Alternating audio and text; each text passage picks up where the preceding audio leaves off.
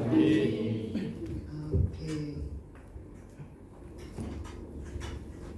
Ada sesuatu yang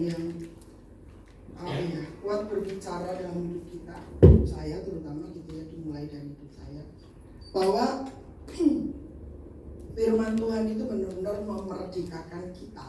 Amin. Ketika firman itu terus berfungsi sebagai arahan, sebagai perkataan Tuhan. Ya. Seringkali kita ini goyah gitu ya. Seringkali kita alami sesuatu yang rasanya kok mencemaskan. Kenapa? Karena firman tidak berbicara terus-menerus di hidup kita. Ya. Sehingga itu firman seolah-olah keluar masuk. Keluar masuk artinya waktu di gereja kita nangkep, oh itu firmannya. Oke. Tapi begitu kita sibuk dengan kegiatan aktivitas sehari-hari di rumah dan di tempat kerja, tanpa sadar itu firman itu lesap, menguap. Nah itu yang harus kita masing-masing waspadai. Kenapa harus diwaspadai? Sebab itu akan menjadi jebakan bagi kita. Kenapa jebakan? Karena di situ sesuatu yang lain akan coba menggantikan firman tersebut, menggantikan posisi firman itu. Ya. Makanya Tuhan mau tiap-tiap kita terus mengingatkan diri masing-masing akan firman Tuhan. Amin. Supaya arahan dalam hidup kita ini jelas gitu. Sama dengan seorang pegawai, ya. Kalau seorang pegawai itu kerja per tanggal, nah itu dia. Wayahe apa saudara? Gajian. Saudara nggak usah dieling-eling, saudara nggak usah, wah ndiki, enggak. Saudara udah tahu sudah masuk transfer gitu ya, sudah masuk rekeningmu gitu. Kenapa? Karena ada bendahara yang selalu ready. Oh ini wayahi, mendekati, jadi uang langsung masuk ke rekening bendahara atau gimana caranya saya kurang tahu. Tapi yang pasti mulai terjadi pembagian gajian. Itu nggak perlu dikhawatirkan toh kalau engkau pegawai. Begitu juga kalau engkau pedagang gitu. Pasti saudara udah hitung. Oh modalku semene, mesti ada keuntungan semene, minimal semene. Saudara, ketika kita sama Tuhan bukan dengan cara hitung-hitungannya, tapi maksudnya adalah kepercayaan bahwa Tuhan itu tidak pernah lupa dengan bagianmu. Amin. Tuhan tidak pernah lupa dengan hakmu, katakanlah boleh disebut hak gitu ya. Tapi kadang-kadang kita merasa, lah kuis yang ini kok urung tersaurkan nih. Apa yang kau buat? Mulai mikir, waduh, juraganku lali bayar aku. Waduh, majikanku lali nih, wayai gajian kok urung masuk.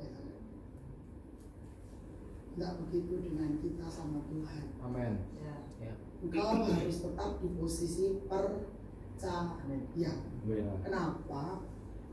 Ya memang itulah cara Tuhan memeliharamu. Itu tidak bisa distruktur, tidak bisa diatur, tidak bisa dibikin. Oh harusnya begini. Nah kalau kau kerja di pemerintahan atau apalah itu, kerja di swasta pun hari gajian ya gajian. Tapi Tuhan, nah itu dia, itu cara Tuhan yang ajaib memelihara kita. Kadang yang kita jaga kita tungguin, aku wis ngini loh Tuhan. Kok urung. Nah, wayai saudara tetap percaya. Kenapa? Karena Tuhan itu amat sangat mengenali. Kadang kita sendiri tidak mengenali isi hati kita, betul? Kadang kita sendiri nggak ngerti apa yang kita kerjakan di waktu yang akan datang. Tapi Bapak di sorga itu tahu waktu dan ketikanya. Amin. Ya kita ditulis. Burung-burung aja tahu waktu dan ketikanya dia harus migrasi. Bukan karena kebiasaan, tapi memang dia tahu. Alam dia bisa baca gitu. Nah, orang-orang Paris itu ditegur Tuhan kayak gitu. Gue ngerti tentang, oh kalau langit merah itu akan terjadi begini dan begono. Oh kalau bintang yang namanya sebutlah apa gitu ya, itu muncul, itu pertanda begini dan begitu. Tapi Tuhan bilang, kau nggak tahu musim dan waktunya Tuhan. Itu yang sangat disayangkan. Artinya saudara, kita harus lebih mendahulukan waktu dan saatnya Tuhan. Ikuti rancangan Tuhan. Amin. Kenapa? Karena kadang-kadang kita hanya berfokus dengan yang sudah biasa kita jalani, yang sudah rutin kita lewati. Nah, biasanya yang seperti itu, saya punya kenalan seorang yang, maaf kata ya, buta. Maka yang namanya rumahnya itu harus di-set begitu rupa, tidak boleh diubah-ubah, diowah-owah, maksudnya nggak boleh. Karena nanti begitu berubah posisi kamar mandi, oh dia bisa kesasar. Dapur dikira kamar mandi, itu orang buta. Nah kita nggak boleh kayak gitu, karena sudah kebiasaan. Lalu kita pun ibadahnya mengenal Tuhan juga kebiasaan. Nah itu yang Tuhan nggak suka.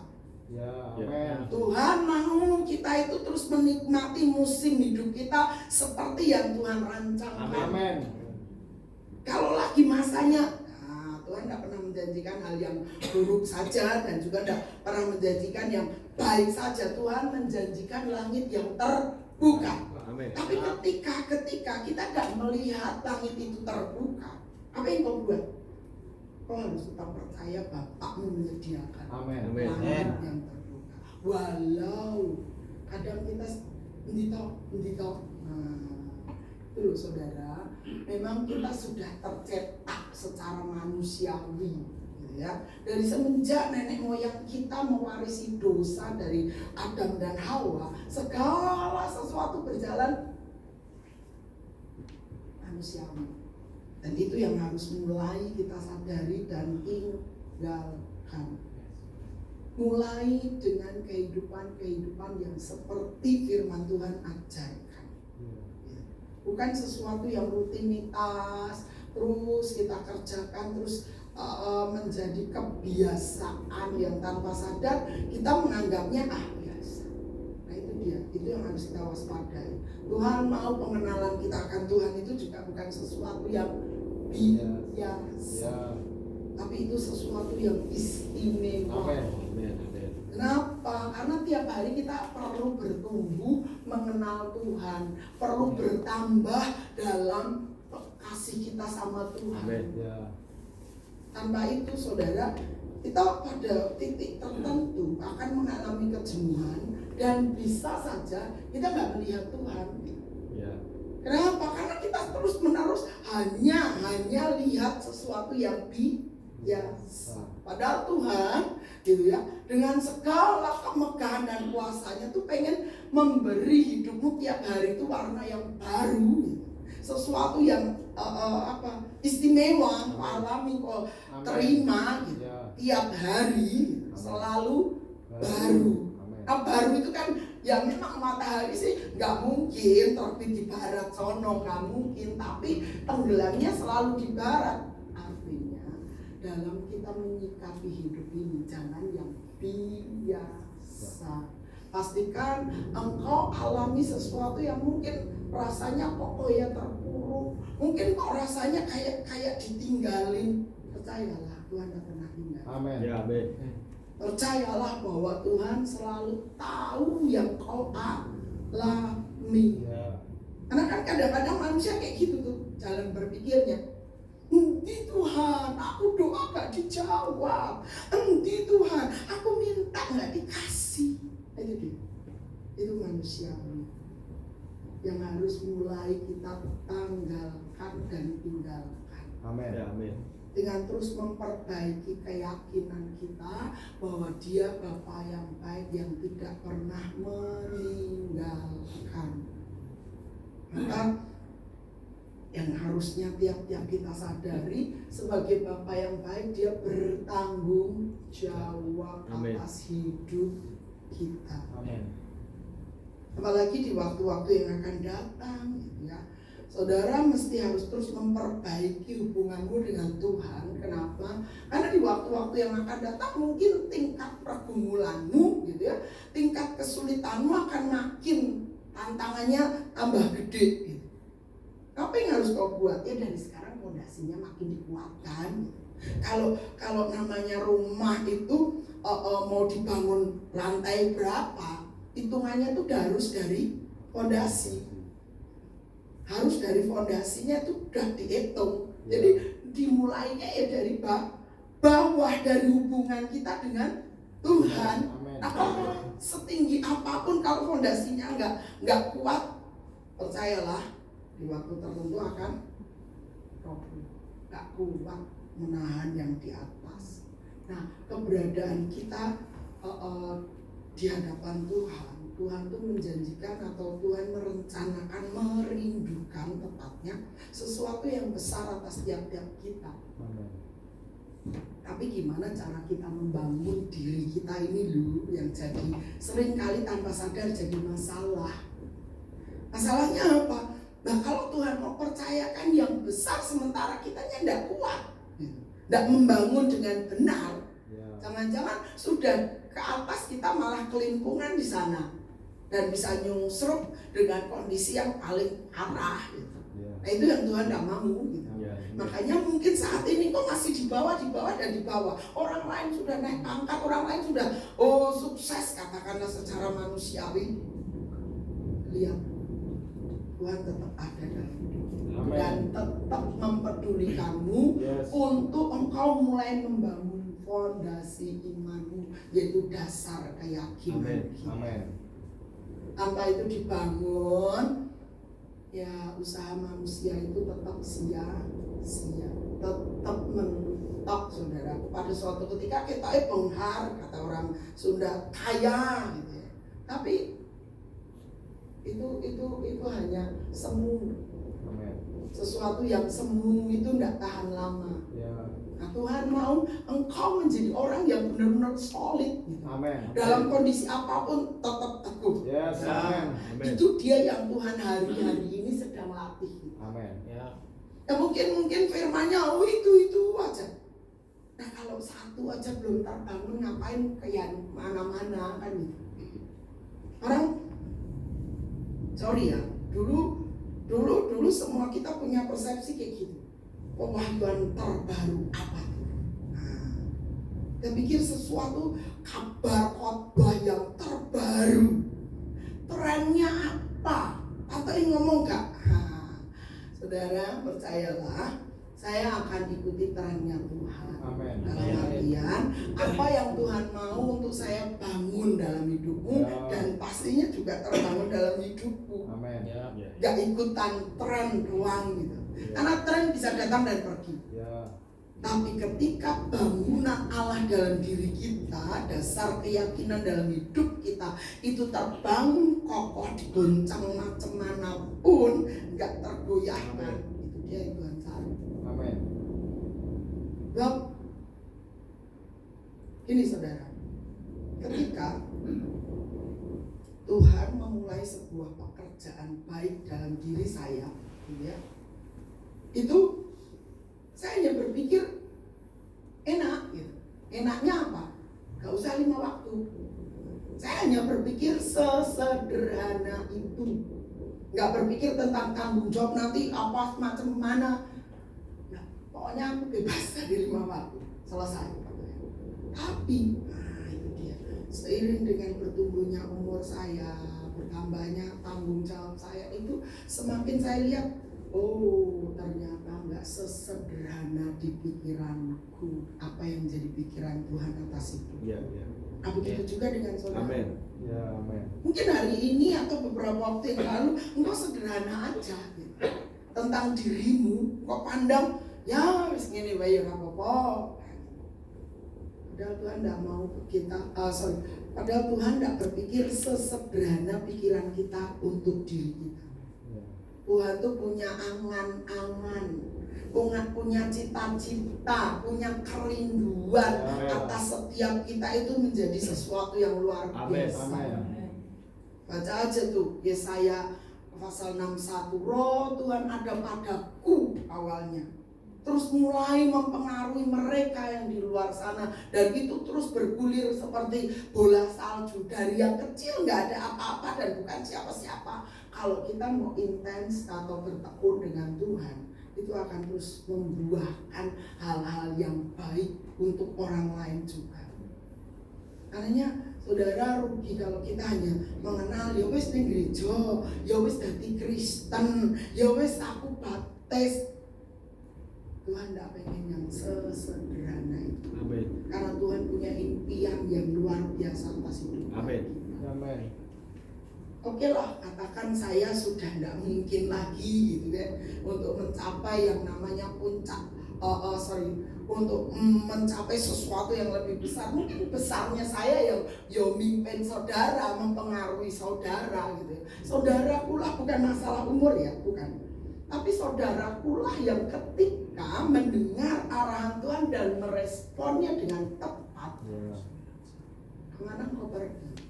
Itu domain yang Tuhan percayakan untuk kau gembalakan. Nah, mungkin setara dengan gembalamu ini, yang saya masih terus aja ya kayak begini gitu kan. Enggak jadi sesuatu yang dikenal nasional, enggak. Mungkin engkau lewat dirimu lah yang Tuhan mulai percayakan hal-hal besar di sana, kenapa tidak? Tapi yang pasti terus hubungkan dirimu dengan Tuhan yang memiliki mimpi besar atas hidupmu. Ya, amin. Kalau engkau hanya wis ngene wae Tuhan, penting aku setia ning gereja. Sorry to say, Tuhan tidak kayak gitu, saudara. Ya, lewat saudara, Tuhan bisa bergerak lebih leluasa lagi. Amin. Ya. Asal kita mau kerjasama, pastinya dengan apa yang ada di tanganmu. Ya. Ingat peristiwa Musa.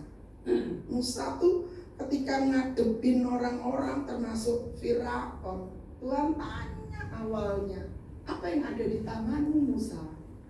Apa jawab Musa? Tongkat. Dan itu tongkat gembala, saudara, bukan tongkat kerajaan. Ingat itu. Tongkat gembala dan tongkat kerajaan sangat jauh beda. Tongkat kerajaan begitu diulurkan, orang selesai gitu. Tapi tongkat gembala hanya untuk menggembalakan. Ya. Dan gembalakan itu sejak dari cuma satu indukan nanti bisa beranak pinak gitu kan. Ya itu tongkat gembala gitu. Nggak ada ceritanya tongkat gembala dilapisi emas, itu nggak ada. Yang dilapisi emas biasanya tongkat komando dulu. Kalau jenderal-jenderal pegang tongkat komando gitu ya, wah itu sudah top gitu untuk kalangan tertentu gitu kan. Nah saudaraku, Tuhan ketika tanya sama Musa, apa yang ada di tanganmu? Ini loh, tongkat kayu, bukan tongkat emas. Ya wes dari yang ada padamu itu loh, aku mau kerjakan, aku mau lakukan, aku mau bikin mujizat gitu kan. Apa mujizat pertama? Lemparkan tongkatmu, kata Tuhan. Terus jadi ular. Dan saudara tahu, ketika jadi ular, apa yang terjadi berikutnya? Tukang sihir bisa menyamainya. Dan pikir, aku dudeng kata orang Jawa zaman biar, aku paling sakti. Nggak perlu berpikir kayak gitu. Tapi yang pasti, apa yang ada di tanganmu saja lakukan bagianmu. Nanti yang Tuhan buka pintu-pintu di mana orang nggak bisa menutupnya. Artinya ketika Tuhan sudah melihat isi hatimu, kesederhanaanmu dan kerinduanmu untuk melakukan apa yang menjadi kehendak Tuhan di hidupmu dengan setia, dengan tidak berpikir untung rugi, lakukan itu. Maka Tuhan yang akan memberkati tongkat yang hanya tongkat gembala, ya, bisa melahirkan raja-raja yang pegang tongkat kerajaan. Itu Musa, saudara, lahir orang-orang besar lewat Musa. Nah Tuhan di sini mungkin berkata sederhana kepadamu, lakukan bagianmu. Tapi ketika kita nangkep itu, gitu, saudara, maka itu juga yang akan menjadi bagian hidup kita, dan Tuhan akan cawe-cawe dengan keberadaan. Gak mungkin Tuhan biarin kamu sendirian, bergulat sendirian, enggak. Ingat peristiwa Daud awalnya cuma diutus bapaknya nengok abangnya yang ada di medan perang, medan pertempuran lawan orang Filistin. Kita lihat kakaknya, lihat Daud sudah sebal, alah kamu paling-paling kesini mata-matain doang. Gak taunya padahal Daud disuruh bapaknya. Daud nggak kena mental, nggak kena mental dia tetap pada utusan bapaknya, yaitu dia mengantarkan rankot isi makanan kakaknya abangnya sambil gitu. Karena pada waktu itu memang sedang heboh di bangsa Israel, tentara Israel sedang heboh. Kenapa? Lah diejek, direndahkan, dilecehkan oleh orang-orang Filistin yang diwakili oleh Goliat yang gede kayak gitu. Dan si Daud ketika mendengar itu pun hatinya gemes, pengen buru-buru nandangi gitu. Tapi itu dia Daud tidak terdistract oleh kata-kata abangnya, juga oleh tantangan Goliat. Karena memang belum datang mandat untuk dia pergi perang gitu, untuk hadapin itu. Lewat step by step akhirnya Daud lah yang berangkat ngadepi itu Goliat. Nah, saudaraku, mungkin hari-hari ini step by step Tuhan sedang membentuk hidup tiap kita. Percayalah, ketika engkau bertekun di sana, Tuhan ada nyata dalam hidupmu. Nggak usah pakai make, nggak usah pakai saudara lihat diriku anu, nggak usah pakai promo. Tuhan akan membawa orang itu melihat Tuhan yang ada dalam hidupmu. Tentu lewat proses itu semua. Nah, pagi hari ini gitu ya, saya rindu untuk tiap-tiap kita mulai menyadari proses apa yang Tuhan mau lakukan di hidup kita. Mari kita lihat Matius pasalnya yang keempat. Ini ayat yang tidak asing untuk kita. Oke. Matius pasal 4 ayat 1 sampai ke 11.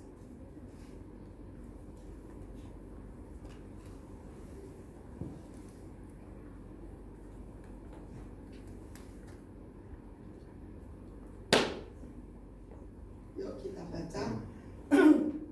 Pencobaan di padang gurun. Nah, ketemu 2, 3.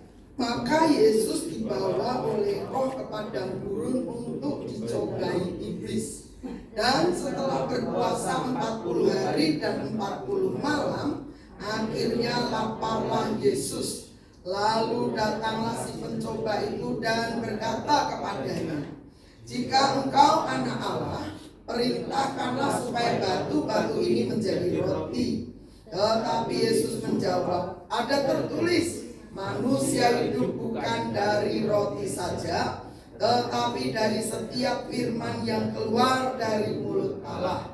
Kemudian iblis membawanya ke kota suci dan menempatkan dia di punggungan bait Allah. Lalu berkata kepadanya, "Jika engkau anak Allah, jatuhkanlah dirimu ke bawah, sebab ada tertulis, mengenai engkau ia akan memerintahkan malaikat-malaikatnya, dan mereka akan menatang engkau di atas tangannya, supaya kakimu jangan terantuk kepada batu." Yesus berkata kepadanya, "Ada pula tertulis, janganlah engkau mencobai Tuhan Allahmu." Dan iblis membawanya pula ke atas gunung yang sangat tinggi dan memperlihatkan kepadanya semua kerajaan dunia dengan kemegahannya, dan berkata kepadanya, "Semua itu akan kuberikan kepadamu jika engkau sujud menyembah aku." Maka berkatalah iblis kepadanya, "Enyalah iblis, sebab ada tertulis, engkau harus menyembah Tuhan Allahmu, dan hanya kepada Dia sajalah engkau berbakti." Lalu iblis meninggalkan dia, dan lihatlah, malaikat-malaikat datang melayani Yesus. Ya. Jadi saudaraku, kita semua tahu nih, pencobaan di gunung itu setelah Yesus berpuasa. Nah, ketika itulah datang si pencoba, si penggoda. Tapi mari kita lihat kondisi-kondisi ini atas hidup kita. Ketika kita mengalami sesuatu yang mungkin di luar ekspektasi kita atau harapan kita gitu ya, yang enggak. Biasanya kan orang, jauhkanlah aku dari yang jahat ya Tuhan, jauhkanlah aku dari mara bahaya ya Tuhan. Tapi kita ketika tiba-tiba mara bahaya datang menghadang, rasanya pengen ajalah Tuhan. Kalau orang lain mengalami, kita mungkin juga merasa aja aku mengalaminya, biarlah hidupku ya begitu-begitu saja, tapi cuma menghadapi pergulatannya seru Tuhan, aku ngeri Tuhan, aku serem Tuhan. Nah, saudara, kita lihat Yesus ketika selesai puasa itu, justru kita lihat dia mengalami hal-hal dalam hidupnya, sesuatu yang akan membuktikan jati dirinya. Nah, di sini menjadi sebuah pertanyaan untuk tiap kita ketika kita harus alami atau lewati masa sukar. Apa respon kita? Itu respon itu sesuatu yang baik gitu. Apa reaksi kita? Orang, sorry ya, biasanya kalau dikagetin, apa yang muncul pertama? Somi. Saudara, orang kalau latah itu juga akan apa ya? Akan ketok ketika dia kaget. Ya mau kaget karena apa? Tapi itu memunculkan aslinya gitu. Ini dia. Ketika Tuhan dalam kondisi tertentu, lapar karena berpuasa ya saudara. Nah, yang pertama disodorkan oleh si pencoba, penggoda adalah makanan. Artinya sesuatu yang bersifat lahiriah itu ditawarkan.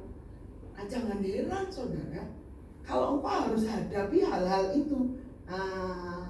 Lihat dirimu. Kalau engkau menghadapi pencobaan mengenai roti, mengenai jaminan hidupmu, gitu. Saudara nggak usah lihat kanan kiri muka belakang, lihat dirimu. Wah, ini posisiku ada di mana nih? Untuk memastikan bahwa engkau diberi kemampuan, kekuatan, kesanggupan untuk hadapi si penggoda itu loh saudara. Karena layaknya Yesus saja bisa jawab dengan firman-Nya, itulah juga yang akan terjadi atas hidupmu. Amin. Ya, amin. Tinggal keyakinanmu. Kalau waduh, iblis mencoba ibu, waduh, duitku kosong nih, waduh, dompetku menguap, waduh, kayaknya pelanggan datang. Nah loh, gimana dengan hati kita? Mulai ketar-ketir, khawatir, atau apa reaksi kita yang pertama muncul? Karena ada tuh pertanyaan-pertanyaan yang diberikan, dan jawab pertama itulah yang dipegang. Nah, reaksi pertamamu apa ketika engkau harus hadapi masalah persoalan mengenai finansial dalam hidupmu? Apakah khawatir atau apa? Nah, itu dia jati dirimu yang sebenarnya di hadapan Tuhan. Ya. Maka ada baik ketika ada sesuatu yang tidak engkau harapkan terjadi dalam hidup. Reaksi pertama apa? Ya. Respon pertama apa yang muncul dalam diri pikiranmu? Tandai dan selesai. Bukan. Artinya sama ketika kalau ini Yesus jawabnya hanya firman. Manusia bukan hidup dari bukan hanya hidup dari roti, tapi manusia hidup hanya dari firman Tuhan. Itu kan jawaban Tuhan Yesus. Kita pastinya mau mengutip maunya gitu, mengutip itu atau mencontoh itu, it's okay. Tapi lihatlah, apa pertama reaksimu, apa pertama responmu? Waduh. Saudara, ada di sini yang pernah mengalami sunring, pemotongan uang 98 atau berapa tuh, uang sekian jadi separuh nih gitu. Ada yang pernah alami itu? Nah, itu orang-orang yang hidup di zaman beberapa puluh tahun yang lalu. Itu tuh menimbulkan bukan hanya kekhawatiran tapi keresahan massal, saudara. Ada banyak orang yang kemudian mulai berpikir, wah, orang enak men keseng sugih, ayo dijarah, ayo dirampas, ayo dirampok bila perlu. Nah, hal apa yang muncul dalam hidupmu ketika finansialmu tidak menjamin dalam hidupmu? Nah, itu dia yang harus kita kaji ulang. Seberapa firman itu berakar dalam hidup kita. Amen.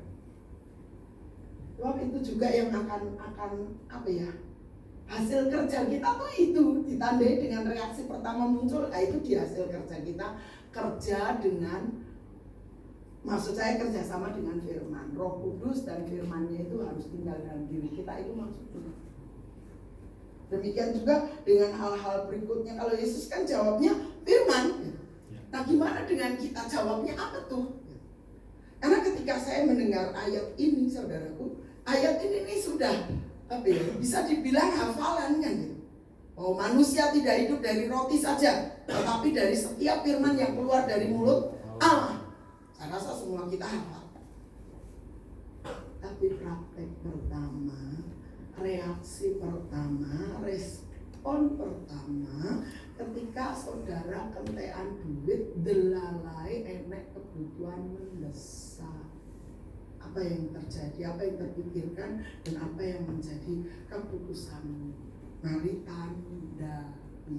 Tandai di sini bukan terus saudara cerita-cerita, bukan, tapi tandai di sini adalah awal dari sebuah perubahan paradigma, perspektif kita tentang finansial, tentang keuangan. Tanpa itu kita akan terus terbelenggu di sini. Makanya disebutkan ini di sisi pertama gitu. Di sesi awal bahwa kalau jika engkau anak Allah, perintahkanlah batu-batu ini menjadi roti untuk memenuhi kebutuhanmu yang luwe itu loh.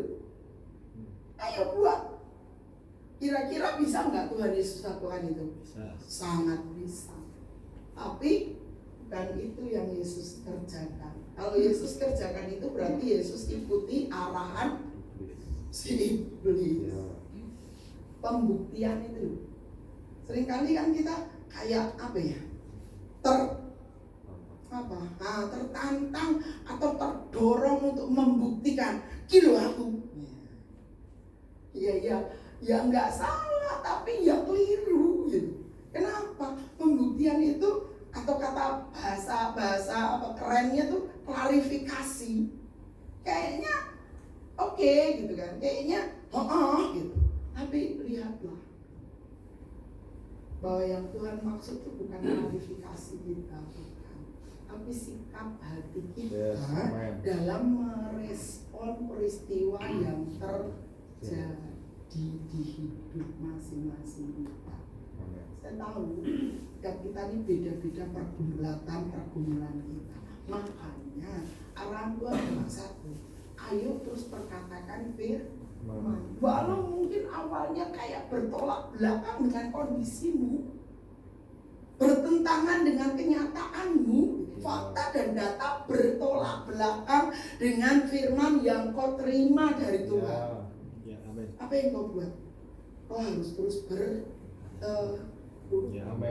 sampai menghasilkan buah. Orang yang nandur kan nggak mungkin lah hari ini nandur dan besok panen. Ya itu kecuali apa saudara? Tokolan. Tokolan aja butuh waktu semalaman dan prosesnya harus disiram banyu panas dulu toh. Harus malam dulu diinepin, ditutup rapet, setelah disiram air panas, dipomse gitu kan. Itu proses tuh. Yeah. Untuk menumbuhkan tokolan aja butuh waktu kan gitu. Waktu dalam arti kata mungkin lebih singkat dari yang lain-lain, tapi bisa dipanen di besok hari, ditol gitu kan, atau dipakai sendiri gitu kan. Nah, apalagi itu firman. Makanya Tuhan mau tiap-tiap kita mulailah dari sekarang memperkatakan firman. Amen. Mendoakan firman supaya firman itu benar-benar nyantol di hidup kita. Amen. Dan itu jadi dasar keyakinan kita. Ya. Seperti yang saya bilang tadi, seseorang mau membangun rumah, dia harus pastikan fondasinya benar. Kalau fondasinya tidak benar, ya kayak di Matius berapa tuh 7 yang berkata ada orang yang membangun rumah, satu di atas pasir dan satu di atas batu. Yang di atas pasir maupun batu sama-sama kena ujian. Ujiannya apa? Hujan, air bah, dan banjir. Angin. Tapi hasilnya yang beda. Kenapa beda? Yang dasarnya pasir dilarut begitu saja, pasir itu gampang berubah. Tapi yang dibangun di atas batu, nah itu dia. Banjir, angin, dan air bah bisa melanda. Tapi bangunan itu tetap berdiri kokoh. Nah, di mana kita? Yang di atas pasir atau yang di atas batu? Kita bisa mengklaim, aku di atas batu, aku percaya firman Tuhan. Oke. Ada suatu ketika datang ujian. Itulah yang akan menunjukkan siapa kita yang sejatinya. Nah di sini loh saudara, Tuhan mau tiap-tiap kita mulai memperhatikan. Kata-kata ini sangat menyengat hati saya. Bahwa manusia tidak hidup hanya dari roti saja, hal-hal lahiriah. Tapi manusia harus memastikan, saudara dan saya harus memastikan hidup kita berdasar, berasal, berpaut, berpusat kepada firman. Tanpa firman kita nggak bisa apa-apa. Mungkin kita bisa kaya, bisa sukses, bisa terkenal dan lain sebagainya secara lahiriah. Tapi tanpa firman itu semuanya rasanya nggak kekal. Ada sedikit masalah saja sudah membimbangkan kita, membingungkan kita, dan membuat kita kecil hati. Maka Tuhan mau tahap hari-hari ini sebelum kita masuk pada waktu yang lebih jauh lagi di tahun-tahun yang akan datang gitu ya. Pastikan kita terus membangun hidup kita berdasarkan setiap firman yang keluar dari mulut Allah. Amin. Karena hanya itu yang akan menjamin hidup masing-masing kita. Ya. Saudara nggak bisa bilang, aduh mas tak tulungi aku, aduh tante tulungi aku, aduh siapalah sebutkan jenderal manapun. Mungkin bisa menolong, tapi cuma sekali dua kali. Selebihnya, ya saudara harus bergulat sendiri, harus atasi sendiri. Kenapa? Karena itu tanggung jawabmu. Ya. Nggak bisa saudara terus-menerus mengandalkan manusia. Yeremia 17 mengatakan terkutuklah orang yang mengandalkan manusia. Lu siapa manusia? Ya semua manusia. Kalau mengandalkan dia, bukan terkutuk dalam arti kata ya mungkin ujungnya kayak gitu, tapi yang pasti saudara akan kecewa. Ya. Karena manusia juga punya kesibukannya sendiri atau apalah, mungkin lupa dengan janjinya, bisa jadi toh. Nah di sini Tuhan mau diberkatilah orang yang mengandalkan Tuhan. Oke, coba baca saja.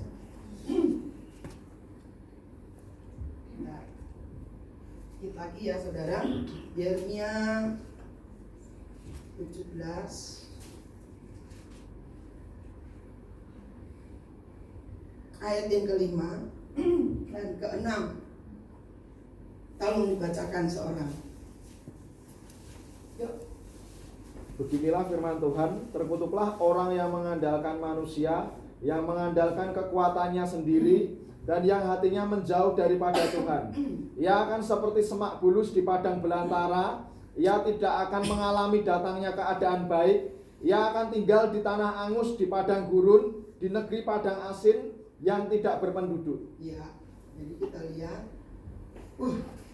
enak saudaraku hidup di tanah yang terkutuk aja nggak enak, apalagi kita yang ada juga terkutuk, itu nggak enak kan? Ya. Karena dikatakan ia akan seperti semak bulus di padang belantara.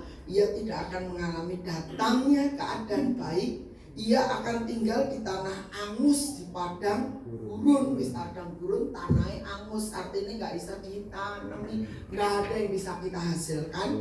Di negeri padang asin, asin yang tidak berpenduduk, terasing, terabaikan.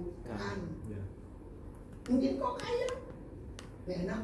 Kaya pun kalau terabaikan, gak enak. Saudara gak punya tonggo, gak punya relasi dengan sesamamu, apalagi dengan Tuhan. Ayo, sekarang baca ayat 7 dan 8. Yuk, yang lain. Please, ayo bacakan ayat 7 dan 8. Ayat 7 dan 8. Yes. Diberkatilah orang yang mengandalkan Tuhan, yang menaruh harapannya pada Tuhan.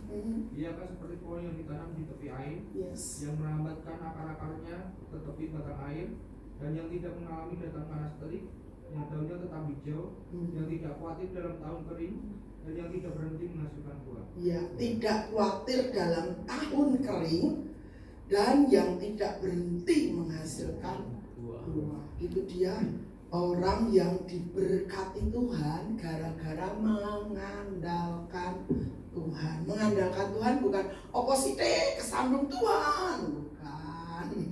Bukan gitu, tapi artinya segala sesuatu yang terjadi di hidupmu, engkau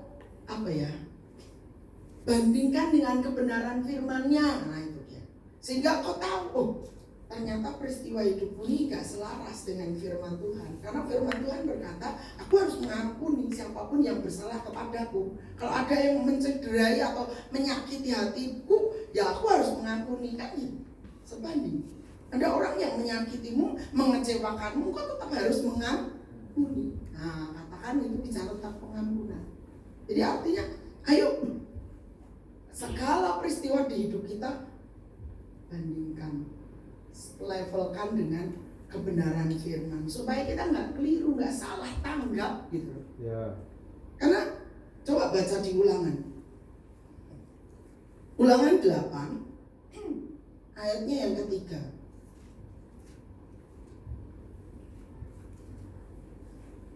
Ulangan 8 ayat 3. Oke, dibacakan please.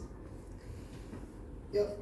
Ulangan 8 ayat 3. Jadi ia merendahkan hatimu, membiarkan kau lapar dan memberi kau makan mana yang tidak kau kenal dan yang juga tidak dikenal oleh nenek moyangmu, untuk membuat engkau mengerti bahwa manusia hidup bukan dari roti saja, tetapi manusia hidup dari segala yang diucapkan Tuhan. Iya, ini peristiwa pengulangan Tuhan mengingatkan bangsa Israel tentang bagaimana mereka saat keluar dari tanah Mesir nggak bawa bekal, nggak punya keterampilan perang, nggak ada pengawal dari manapun kecuali kehadiran Tuhan.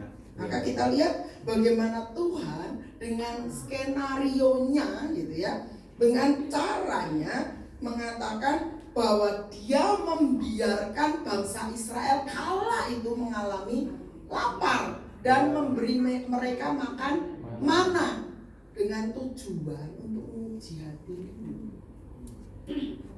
Banyak waktu itu orang yang ngomel. Waktu lapar mereka ngomel sama Musa. Musa, ngapain lu bawa aku ke sini? Emang kurang kuburan di Mesir? Nah kayak gitu, beneran saudaraku. Emang kurang kuburan di Mesir. Lah di Mesir kita bisa bener kita diperbudak, tapi kita bisa makan enak-enak di sana. Dia lupa.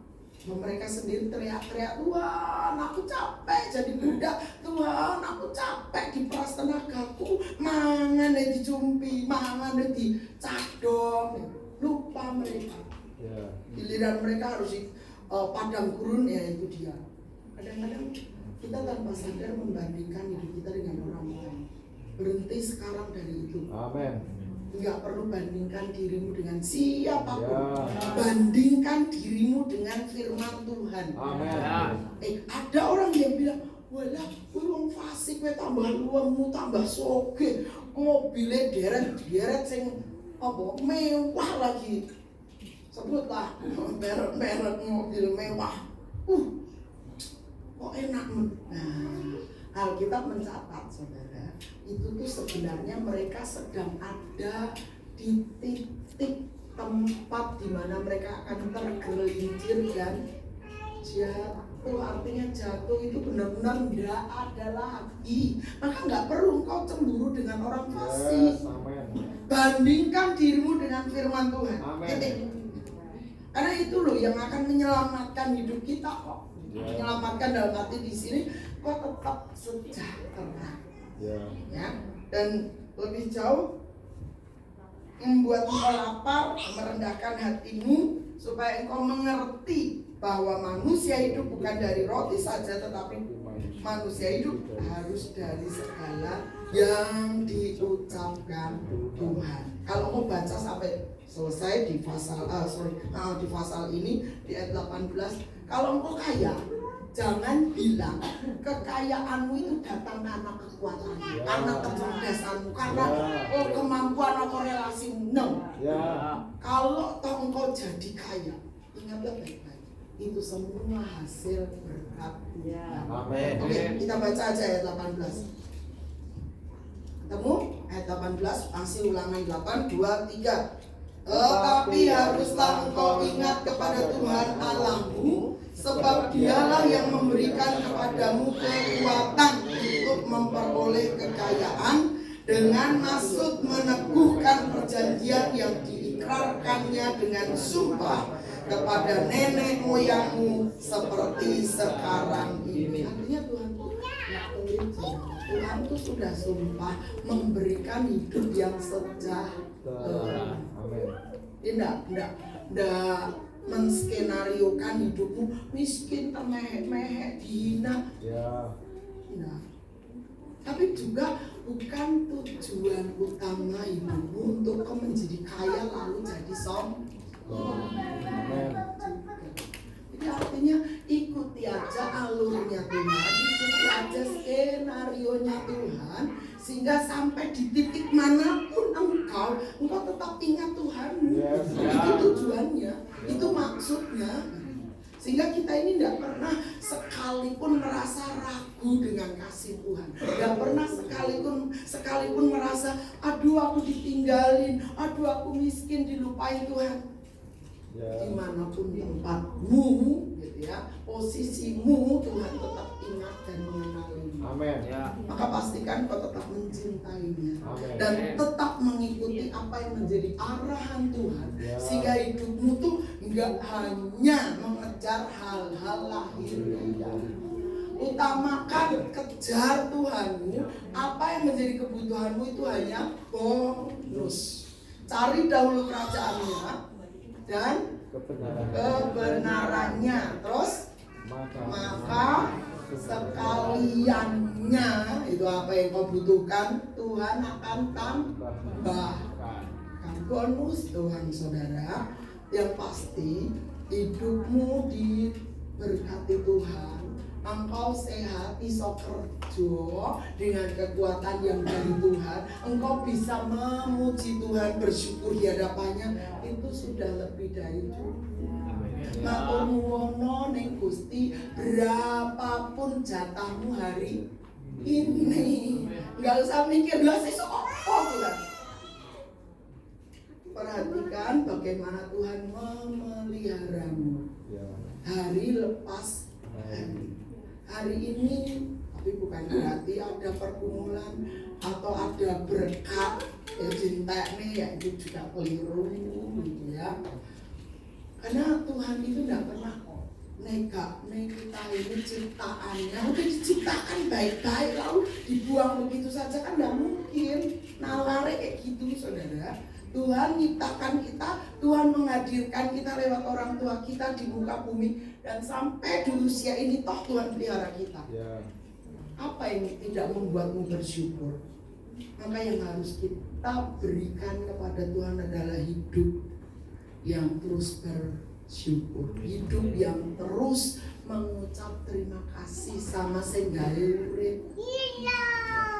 Dengan begitu saudara, hatimu akan dipenuhi dengan rasa syukur. Hatimu akan dipenuhi dengan rasa terima kasih pada sing gawe. Kita tidak pernah ngiri, oh dia diberkati aku dulu. Cukupkanlah, Paulus bilang, padakanlah dirimu dengan apa yang ada. Dengan bersyukur, ya wis tadamu, jatahmu, dapatmu kecil apapun menurut kata orang, menurut katamu, syukuri aja. Gak usah bandingkan dirimu dengan yang lain. Karena engkau akan tiwas ngelarak hatimu dewe dan terlebih bikin Tuhan kecewa. Lah saiki anak dibagi semene, bapak pilih kasih. Bapak mana yang akan terima anaknya akan bilang pilih kasih? Diketak tuh ya. Nggak ada bapak yang pilih kasih, ibu yang pilih kasih, nggak ada.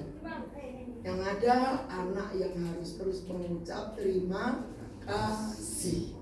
Amin. Firman Tuhan disampaikan di sini, dan biarlah ketika